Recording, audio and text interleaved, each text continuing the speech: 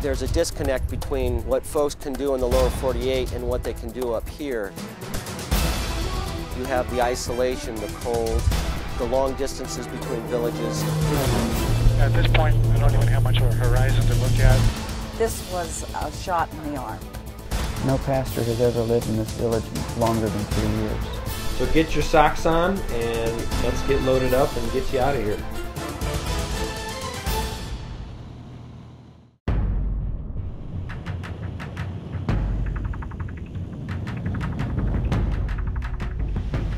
Today on All Over the World, we're hitting up the last frontier, the Great Land, or what many people know as Alaska. This huge landmass encompasses 1/5 the entire U.S. The state is largely surrounded by water, with Canada being its only neighbor to the east. You'll find the Arctic Ocean to the north and the Pacific Ocean to the west and south. Russia isn't too far away, just a hop and a skip across the Bering Strait. The U.S. bought Alaska from Russia in 1867 for a whopping 2 cents an acre. It became the 49th state nearly a century later in 1959, but its natural features and resources really keep Alaska in a class all its own. You want mountains? Alaska has 17 of the highest 20 peaks in the country. Or how about the beach? Well, Alaska's coastline is longer than that of all the other 49 states combined. Animals you rarely, if ever, see in the rest of the country are commonplace here.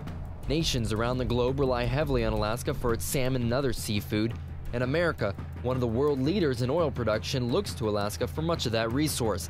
The state alone accounts for about 20% of the country's domestically produced oil. Yet despite its grand size and abundance of resources, Alaska is not without its struggles. With an average of just 1 person per square mile, many inhabitants are susceptible to long periods of isolation. That, combined with long cold winters, plays a role in the state's suicide, drug, and sex abuse rates continually among the highest in the nation. And believe it or not, the local village pastors and missionaries are not immune to the many hardships. Enter Arctic Barnabas Ministries.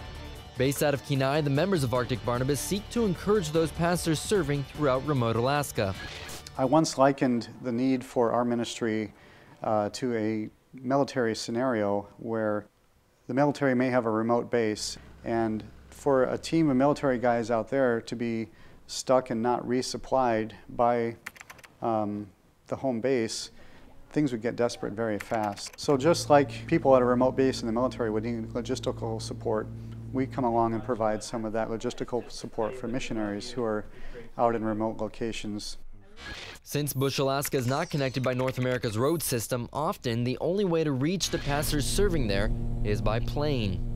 This is our Piper Navajo Chieftain, and it is the workhorse of our fleet. It's a wonderful machine that I have the privilege of flying into western Alaska. The loading versatility is wonderful.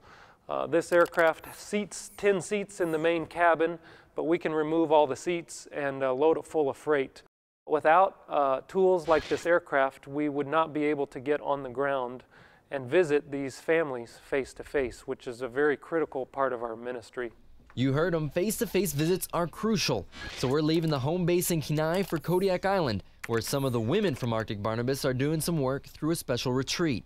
Right now we're loading to prepare for a trip to Kodiak and just getting all the supplies for the trip into the airplane. We've got food, we've got gifts for some of the missionary wives that'll be at the retreat.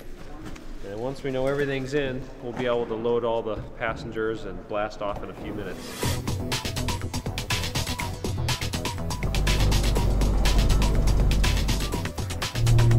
We're on our way to Kodiak Island. We'll spend the next 3 days in Kodiak City today. These ladies on this team will do preparation for the ladies that will come in from the village tomorrow. Then we'll spend a couple days in ministering to them. As soon as we land, it's straight to the cabin to get ready for the retreat. We're packing gifts, these gift bags for the ladies. So we have their handouts and some other neat things in here, this for them. And we just like them to feel very special when they come. I'm really excited about being on this trip, and I'm really not knowing exactly what to expect, but I do know I do have a joyful expectation of what God is going to do, because it's really what He does.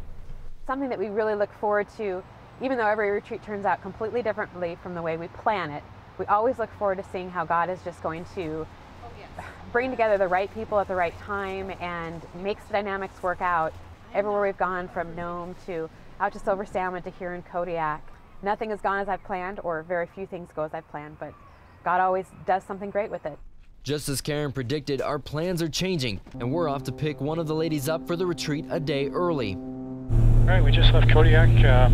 We are leaving a day early because the weather is closing in from the south here, and if we don't go get Heather right now from Old Harbor, there's a good chance we wouldn't get her at all for this whole retreat. So if we went into town to pick up Heather and spend too much time there, the weather could close in around us, so we're going to really have to keep an eye out the window while we're on the ground and make sure that we don't trap ourselves there in Old Harbor. But before we even get a chance to land, we are caught in a foggy mess. At this point, we don't even have much of a horizon to look at. Go ahead and made a turn back towards Kodiak, and we're not even going to get into Old Harbor this time. So it's just the kind of situation that can go south really fast. Coming up, we try again to go pick up Heather in Old Harbor, and the weather threatens once more to keep us this time from reaching a construction team on the other side of the island. Welcome to Kodiak, where the weather is never the same.